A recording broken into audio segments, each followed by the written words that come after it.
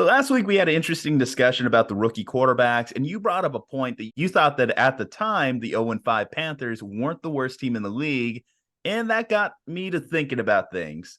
Who is the worst team in the league? And after watching another weekend of Patriots football, I'm starting to think they might be. Kyle, who do you think is the worst team in the league right now? I'm going to nominate Denver in that group. I'm going to nominate the Bears in that group, especially if Tyson Bagent is going to be their quarterback for the foreseeable future number of games.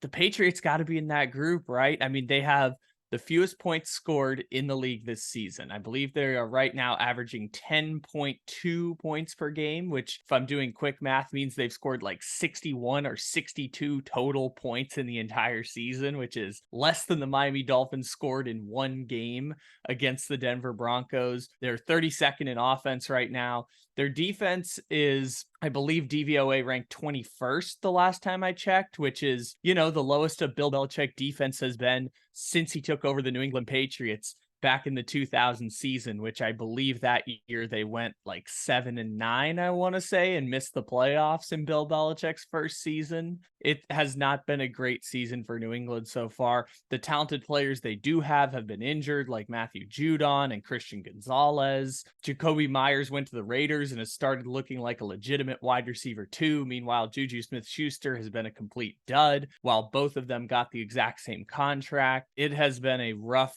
stretch for New England. Zeke Elliott finally got his first touchdown this week against the Raiders. Congratulations. In week 6, he finally scored his first touchdown, not beating the allegations of being washed at all. Yeah, it's been a tough run for the New England Patriots. And I think that group of 1-4 teams, I forgot about the Arizona Cardinals too, because the Cardinals are now the 32nd ranked defense in the NFL to match the Patriots 32nd ranked offense. So yeah, the New York Giants are in that group too. It's just been a rough season. And I don't know if one team has separated themselves from the tank from Caleb Williams pack, but there's about 6 or 7 teams that are the worst in the league. And I think the Patriots are in that group. So if I was to stack the Patriots up against some of the other teams that you mentioned here, so the Carolina Panthers, let's start with them. As I was thinking about it and why I compared the two out the gate, I was like, okay, who had the most talented roster? And I can at least point out guys like on the Carolina Panthers, I think Brian Burns, who's going to be a valuable trade asset for them this year. Offensively, you made fun of it, but Adam Thielen has been killing it this season. He's one of only like 3 wide receivers I saw that had over 40 receptions, 500 yards, and 3 passing touchdowns this season, along with Stephon Diggs and Tyreek Hill. So he's having a great season. Miles Sanders, I think, is still a good running back in his prime. And while Bryce Young, it's hard to compare him against Mac Jones right now. I don't think that either of the two have separated this season in particular. I'll still bank a little bit on the potential of Bryce Young over Mac Jones, which we kind of know what he is. Okay, so I think the Panthers might be a more talented roster. The problem is Bill Belichick, of course, does lap Frank Reich in that comparison. The Broncos, we're seeing it unfold. Russell Wilson, he looks well past his prime. He's actively hurting the Broncos. Jerry Jeudy not looking like a first-round pick, not looking like someone that deserved to be drafted as the first wide receiver off the board, I believe, in that year's draft. In one of the most loaded wide receiver drafts in NFL history. Number 2, who was he behind? Henry Ruggs? Yes, that is Henry correct. Ruggs was above him, which we know how that one turned out too. Not a good year in general for Alabama wide receivers. Going further into that group, okay, so the Cardinals have at least looked competitive this year, right? They beat Dallas. They should have beat the Giants. They even gave San Francisco a little bit of a late run in that game, more than the Patriots have done in most of their contests. Of course, just getting absolutely dogged by the Cowboys, who, again, the Cardinals beat, getting shut out by the Saints, to, going this week to another week in which Mac Jones doesn't throw a touchdown. I saw the stat trending too that Derrick Henry has more passing touchdowns than Mac Jones does in the month of October. That's not a good stat. That's not something you want to be compared to. And even the New York Giants. Okay, so the New York Giants get clowned in week 1. They come back. They do beat those Cardinals. They do have an almost victory against the Buffalo Bills. So if you put the Bills against the Patriots today, I'm pretty sure that that's like a 30-point margin of victory based off where the two teams are stacking up. So the Giants, they kind of got hosed this last week. So the Giants might be a little bit better. And I think even as much as we make fun of Daniel Jones, and I know Tyrod Taylor is currently starting for them as well because of Jones' injury, Jones is a better quarterback than Mac Jones, I would say. I would give Jones at least that evaluation based off what he's able to do athletically. He's a better, more dynamic player than Mac Jones is, and especially in this Brian Daboll offense. Anyone else I'm missing? I think I'm missing a team from like that group. But Let me think.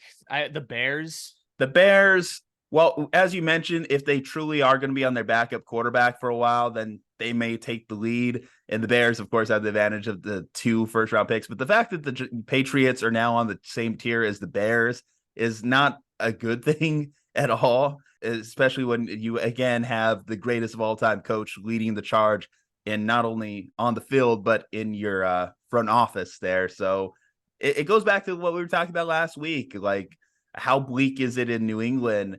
And I think they're at their lowest point that I've ever seen. And I think you would agree, losing to the Raiders usually when you're at your lowest point in the season. Yeah, losing to the Raiders after you've been outscored 72-3 in your 2 previous games is pretty tough. And yeah, I don't believe the Patriots are playing for anything anymore, but I'm careful to say that because the last time I said that, the Pittsburgh Steelers started winning a whole bunch of games that I don't understand how they did. And the last time I said that before that was writing off Daniel Jones's NFL career. So I've been wrong before on these things, but it doesn't look like the Patriots are playing for much of anything the rest of the season. I would assume McCorkle Jones is no longer going to be the quarterback of the New England Patriots. And, this is a predictable outcome from taking Mac Jones as early as they did and not supporting him over the last couple of years, because no one has ever looked at Mac Jones and said he has the physical capabilities to overcome a mismanaged roster. Like, I know it's not a great week for Justin Herbert after that game against the Cowboys, but at the very least, we know Justin Herbert has the physical skill set to overcome a depleted roster on the Chargers at times, particularly injuries on the offensive line, a defense that has been unable to stop the run for years. At least we can say Justin Herbert is elevating the team around him, despite the fact that Justin Herbert, I believe, now has a 27-26 record as a starting quarterback, and we don't really bat an eye at that part. With the Patriots and Mac Jones, they have not supported Mac Jones in a way that's going to lead to success, and I would suspect this experiment is over for the Patriots in the sense that they didn't get rid of Tom Brady and have a replacement in the wing. They got rid of Tom Brady and said, we'll figure out the rest later, and 4 years later, they have not figured out the rest later. Well, part of the problem too is obviously you're paying the wrong dudes. When you look at all the free agent pickups that Bill's made over the last few years, you could say that, yes, they were trying to support Mac Jones in the sense they were signing skill position players. They were just signing the wrong skill position players, as it turned out.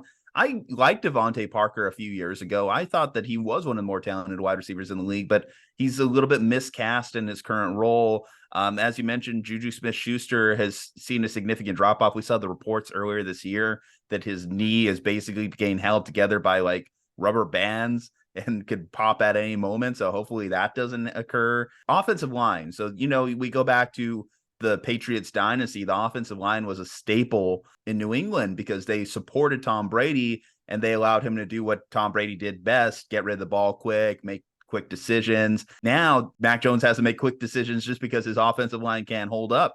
Trent Brown, a former Pro Bowler, is now turning into a little bit of a turnstile at times with his effort. And Riley Reif, who is also supposed to be on this offensive line, has been on IR this entire year. So they're far away from that original Dante Scarnecchia offensive lines in New England that we're used to seeing. That's something that we're not being able to look at. And even Bill O'Brien, like, I don't know how much I want to pin on him necessarily that this offense isn't up to snuff. I did think that he was going to be an improvement coming into this year over, of course, the Matt Patricia-led offense that we saw a year ago. But he doesn't really have much pieces to work with, I think is also clear here looking at this current New England roster. He's not a trendsetter offensive coordinator like a Shanahan, a McVay, or anything, but I think if you at least gave him something more to work with, like we saw in Houston, right, where he had a talented playmaking quarterback in Deshaun Watson, a true wide receiver one in DeAndre Hopkins, some good running backs over the years. He doesn't have that right now. Like you mentioned, he has Ezekiel Elliott well past his prime. Ramondre Stevenson's, even at times, his effort level has been coming into question this season. And I mentioned the trouble in the wide receiving group as well. So it's just a whole slew of issues affecting the New England Patriots this year. And when you talk about this being a true lost season, we've talked about like what's the next step for this New England Patriots team as they try and like rebuild going into the future.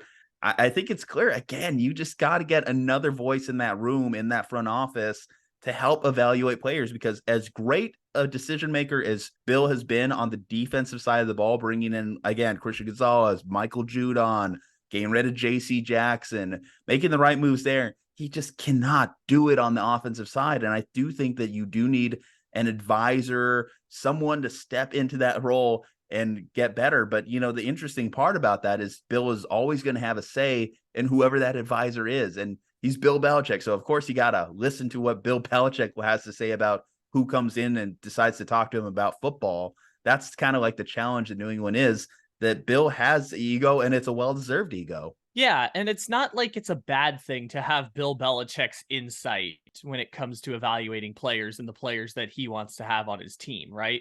Even if you have your complaints about Bill Belichick and his ability to, evaluate wide receivers, which is something he's never been able to do in his career. The best receivers that he's ever had, the two Hall of Famers, one of them they did evaluate correctly in terms of Rob Gronkowski and him being a second-round pick and everything that worked out there. And the second one is Julian Edelman. And Julian Edelman was either a seventh rounder or an undrafted player who had been practice squatted around the NFL, ended up in New England, and developed a connection with Tom Brady. Julian Edelman was not necessarily a talent evaluation piece. He was more of a connection with Tom Brady, development, and this is what the best receivers in the league start to look like. You've seen projects like this all over, whether it's Amon-Ra St. Brown as a 5th round pick by Detroit and the connection that he has with Jared Goff. Like, that's the kind of piece that if they had, it would look a little bit better on offense, but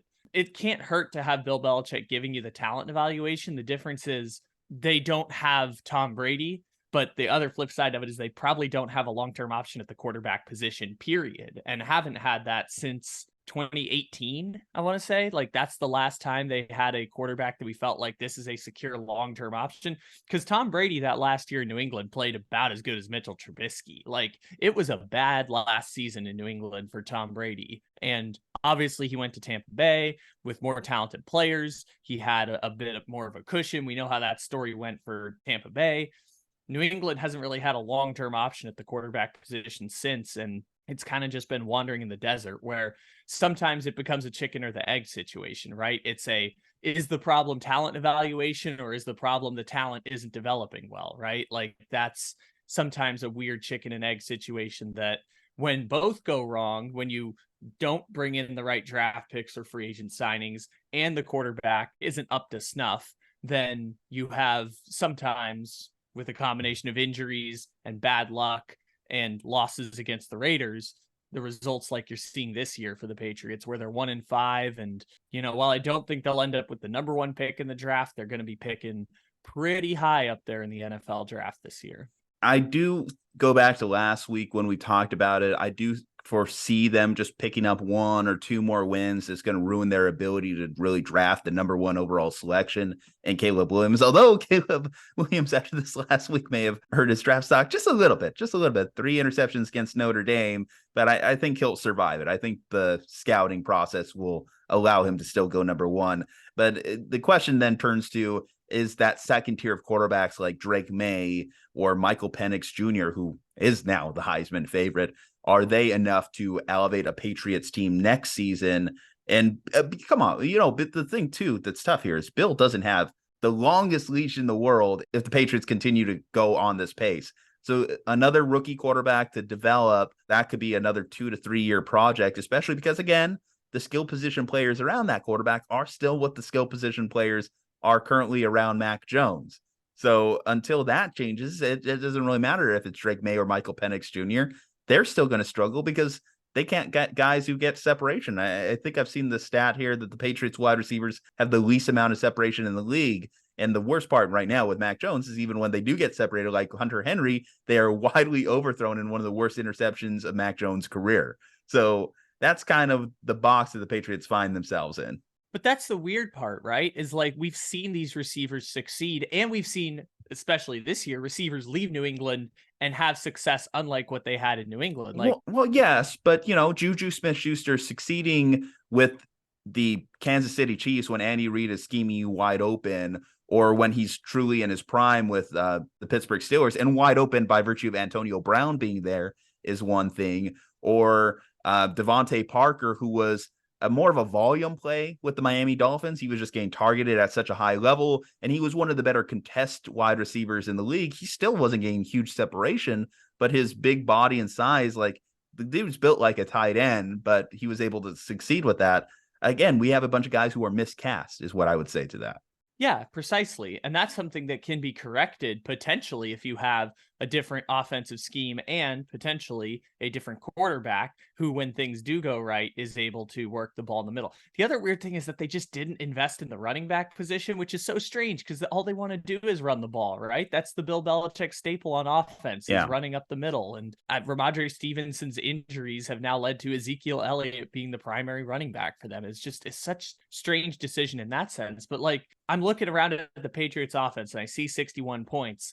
And I see the names on the team, and I'm like, Gesicki has, in the very recent past, been a volume receiving and blocking tight end. Like, obviously, you mentioned Hunter Henry. He's been one of the good free agent signings that they've had over the last couple of years.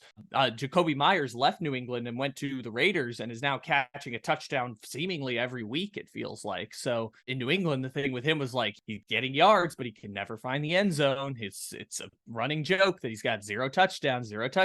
And now he's catching all the touchdowns with the Raiders, even over Devontae Adams, to the frustration of fantasy football people. So I think miscast is a good way to describe it, but we also recognize that the quarterback position is a wash at this point. Like, Mac Jones is not going to be a starting quarterback in New England for the future. And the only reason he would be the starting quarterback next year is because he's similar to Daniel Jones last year, a holdover, a placeholder as they wait to evaluate who their next quarterback is going to be, whether that's a free agent signing, whether that's a draft pick.